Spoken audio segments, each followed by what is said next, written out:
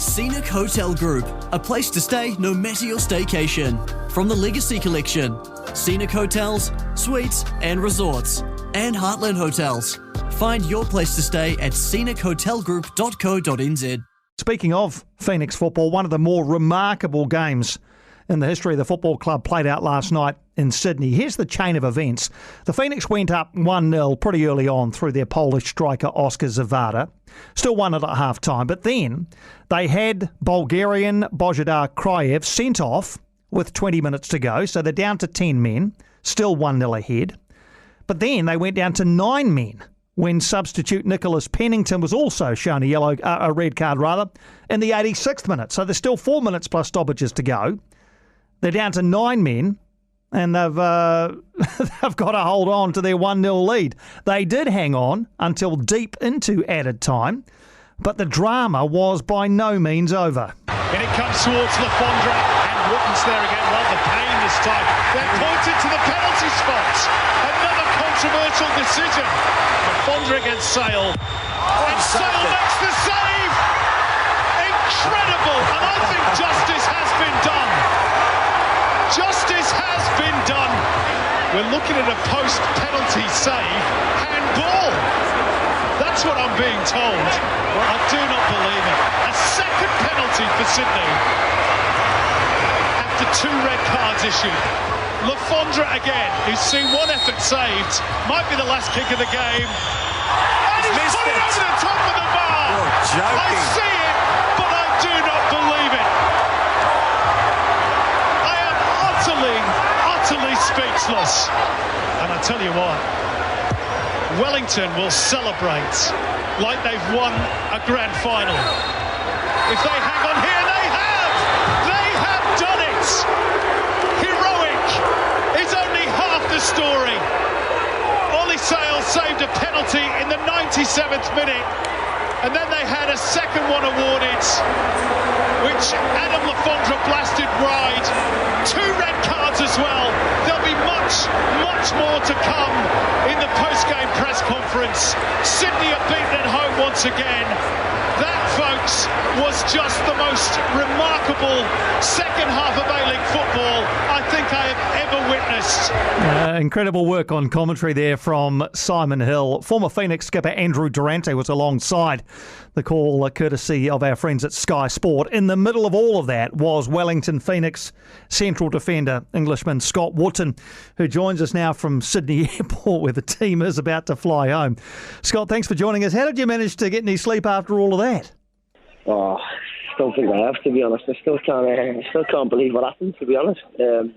I don't think I'll ever have or ever will play in a game like that ever again. Like you just said, 2 red cards, 9 men, 2 penalties, and stop at time maybe.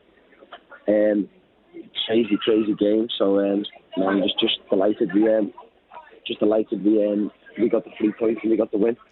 What were the main emotions in the sheds afterwards? Was it elation, relief, a mixture of those things? Yeah, exactly that. Huge relief. Bit of anger, obviously, at the time because of what went on in the game. Anger towards the referee for some of the decisions, relief. First clean sheet, huge 3 points. And just a bit of shock, to be honest, because never played in a game like it, and probably never will ever again. So huge emotional roller coaster. But obviously now the next day, so happy that we've been leaving in 3 points, and we need to build on it now. It's gone. We can move on, and hopefully this week can spare on things as we've won. I know you've been craving that first clean sheet of the season. To get it in these circumstances, how satisfying is that? The best. Yeah, honestly, 1-0 win away from home is the best result for a defender because you know you're going to be crush at some point in the game. It's going to be tough. You're going to have to grind it out. You're going to have to make lots of tackles. So a 1-0 win as a defender is always the best result, especially away from home. You're right. I feel like we should have had at least another 2 or 3 clean sheets in the season. I feel we've been very unlucky and we've been second place in a lot of games where we've been in control for large parts of it. But it is what it is. We've done well on it. We got the first one last night and then move on. When you went down to 10 men and then went down to 9 men, what are the conversations going on at that point, Scott? Just busy. Backing into the all stuff. Everyone's close together. That's really the information. We know it's obvious we're not going to have possession of the ball. We're going to have to defend for our lives and trying to get everyone to stay close together. We can't really press because we haven't got the numbers. So just, keep our shape, try and stay as close to the middle of the pitch, forcing on the outside. That type of stuff that, obviously we work on in training, but it's very different from training for the game. So that's what we were saying on the pitch. And then 2 penalties are awarded, both controversial, both deep into added time. How do you keep your head in a situation like that? I'm not sure we did, to be honest. I couldn't believe it. Obviously, the big screen at the stadium, we're seeing the replays as well. We're seeing the sort of what's going through the VAR.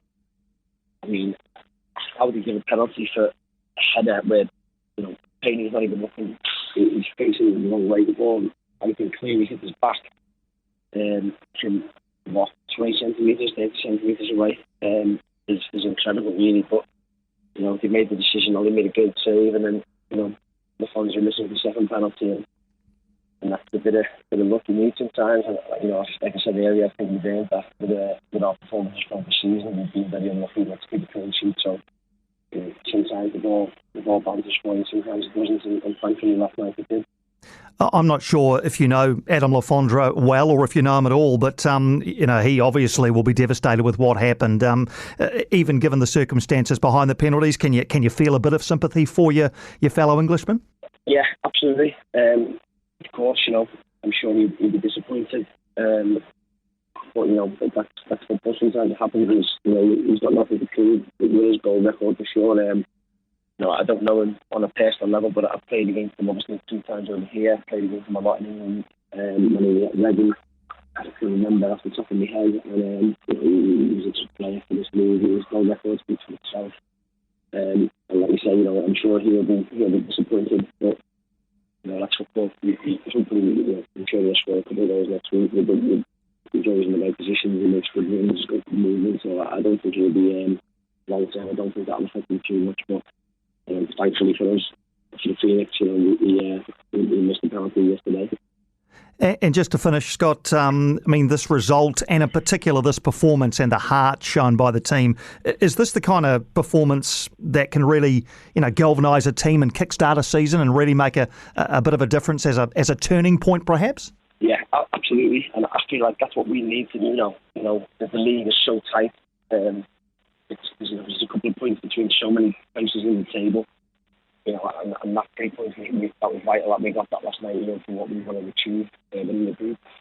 But it's gone, and we've got to quickly, take the positives from it, understand why we got the win, and keep doing that every week. And we've got to move on to Brisbane next week. And it mean nothing if we don't get a good result there. So we've got to, sort of enjoy it very quickly and move on very quickly as well, because football has a funny way of biting you in the backside if you're dwelling on things. So, like I said, take the positives and move on.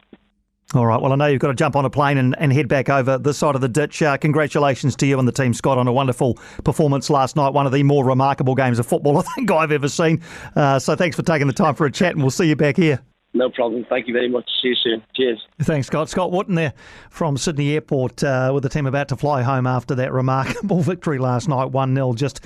I was watching it and my phone was just blowing up with other fans of the Phoenix and my football friends just back and forth on this incredible game. And as I say, both red cards, I think, had a touch of controversy about them. Both penalties certainly had a touch of controversy about them.